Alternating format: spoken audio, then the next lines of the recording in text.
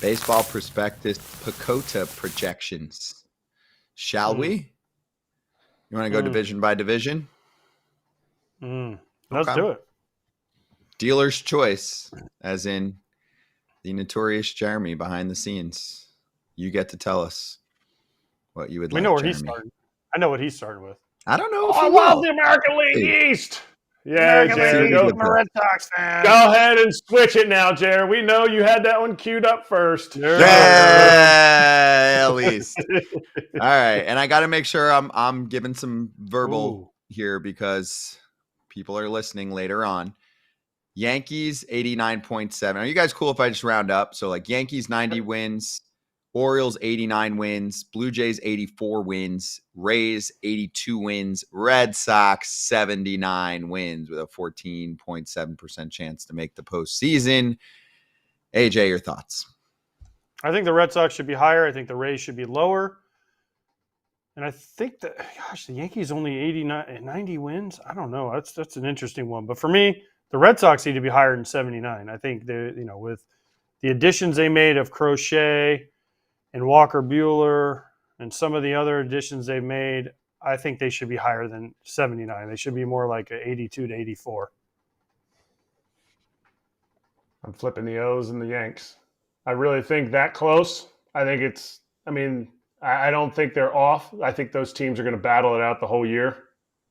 I think the predisposed idea of how the Baltimore kind of faltered in the second half, not kind of did.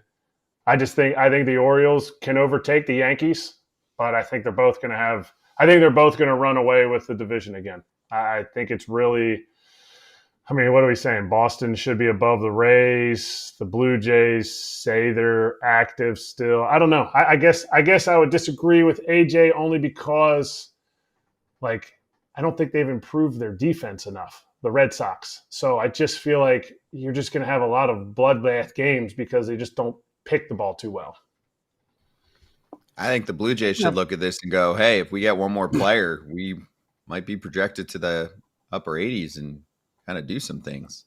If you get Pete Alonso and then you've got a Bo bounce back and Vladdy and Jimenez manning second, and you got Max maybe giving you 20 starts and Hoffman thriving in the bullpen, it's a better team. That's a lot of ifs. They should think about it. A lot of ifs. That's a lot of ifs. A lot of ifs. Besides the Dodgers. But I'll say this about the Red Sox.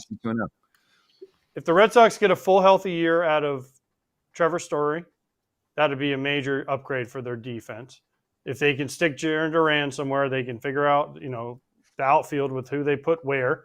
Abreu is a Gold Glover and right, so they kind of have that. I think a full healthy year out of Tristan Casas, and I think their defense automatically improves and they become a better team. Okay. Yeah, that's the one. That's the one, though, where Red Sox fans are like, wait, did we get better or not? Or did we overachieve last year? So let's see. That's the interesting one for me. Next up, NL East. Braves 92 wins, Mets 89 wins, Phillies 88 wins, Nationals 74 wins, Marlins 62 wins. Kratz, 88 wins for the Phillies? Let's put it this way. If the Mets finish above the Phillies, it's because of what's happened the last 2 years. The Mets really they dominate the Phillies in the sense that they know how to pitch them. It showed in the playoffs in 23. In 23 when the Braves, when they beat the Braves, the Phillies beat the Braves and the Mets ended up losing. That was a team that they didn't want to see. Or maybe, no, I'm sorry, not 23. In 22, when the Phillies went to the World Series, they couldn't figure out the Mets. So, the Mets could finish above. I still think the Braves are the team to beat in this division. I just feel like they have so much depth. So could it be a race? I think the Phillies are over the Mets. I think they take them by 2 or 3 games, but okay, I'm not totally homer that I can't see this happening. And the real thing, AJ, they have those 3 bunched up together, which I think most people anticipate. Yeah, my thing is Miami, 100 losses, take the under. Take the under. Take the under. Well, can I counter that? They're always going to be ultra conservative on the high and the low. That's part of their projection model. So they're not going to give teams, 108 wins. They're not going to give teams 108 losses. I know, but Miami take over. Sorry, when I said take the under, I meant under on the wins, over on the losses. Yep. Because they're in a tough division and they haven't signed anybody. If anything, they've gotten rid of their whole team. So I think Washington will win more than 74. I think they're going to be closer to 500, which is going to come down to Atlanta, New York, and Philly, who probably plays best against Miami and Washington to win this division. I like these. I think Philly, I still like Philly, though. I think Philly, if they play up to their potential, again, when you talk about ifs, I think they're right there. I don't know if I trust Atlanta's rotation, with the way it is. You need them to stay healthy. Again, if they stay healthy. And for the Mets, you need a healthy Senga. You need Manaea to have a year like he had last year. You need Clay Holmes. Is he going to be a starter? I just think that, is Pete Alonso going to come back? There's a lot of question marks still there. But I think Philly, for some reason, I'm not going Eric Kratz homerish, but I think Philly still has enough to possibly win this division. Now, do I think the Braves and Mets can get in? 100%. Yeah, Philly's got to be higher for me. I think that's going to be a really good regular season team, just like they were last year. NL West is next. I mean, this is like really going for it for PECOTA. 104 wins for the Dodgers and a 99.2% chance of making the playoffs, 96% chance of winning the division.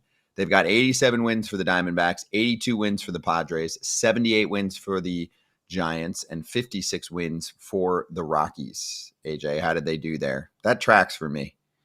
I think it all crushes. I don't know. A playoff percentage for the Dodgers has got to be higher. I don't know what the 0.8% is. I don't know what can happen. Like, what can happen?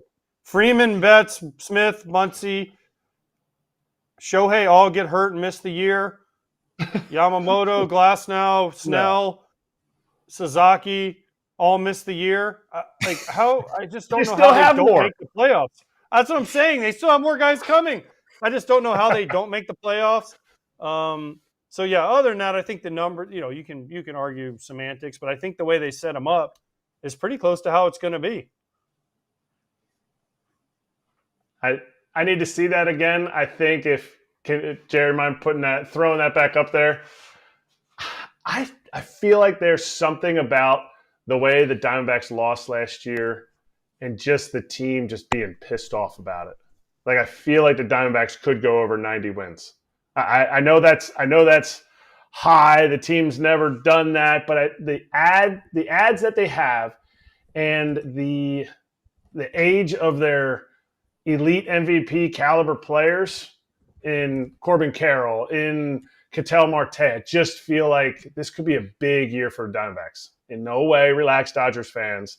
In no way am I saying the Diamondbacks are taking the Dodgers spot in the division. I'm just saying I think that's low. And we talked about that it's low or a little high for some teams, but I like them for 90. Let's do one more. AL Central. Under. For the whole division. They've got the Twins winning the division, 86 wins. They've got the Royals at 81 wins and a 31% chance of making the playoffs, 32 if we're counting the decimal to go up. Cleveland at 80 wins. Detroit at 80 wins. And the White Sox at 62 wins. AJ, I know you want to tell the world that the White Sox are going to lose more games. We're with you, but do you feel like they're not giving enough credit to the rest of the division?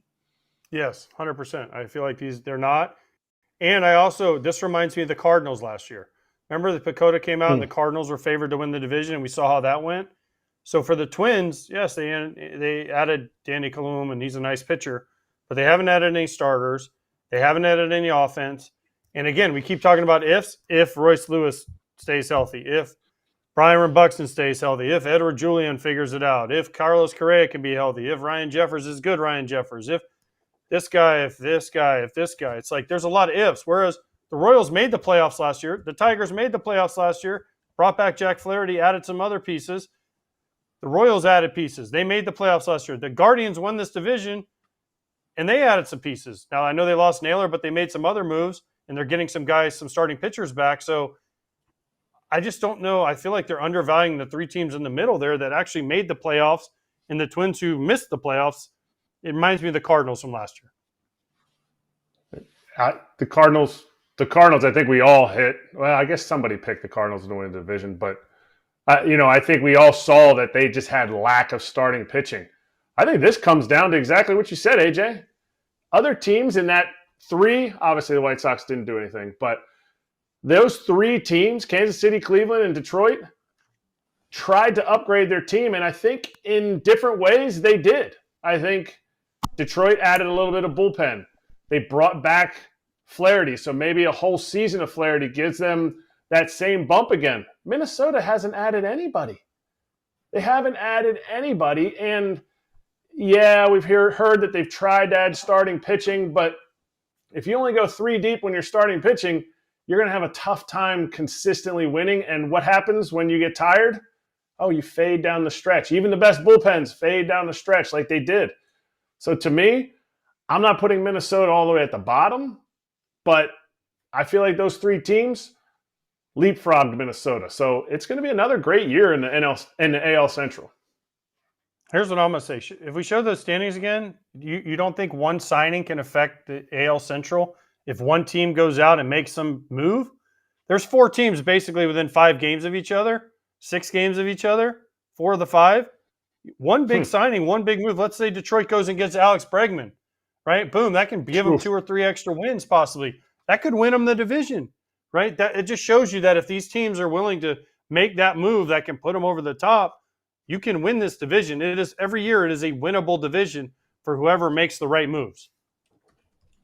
Hey, for that projection system, which clearly likes WAR and wins above replacement, if you add Alex Bregman, I mean, even last year, which was an okay year, he was a 4-win player.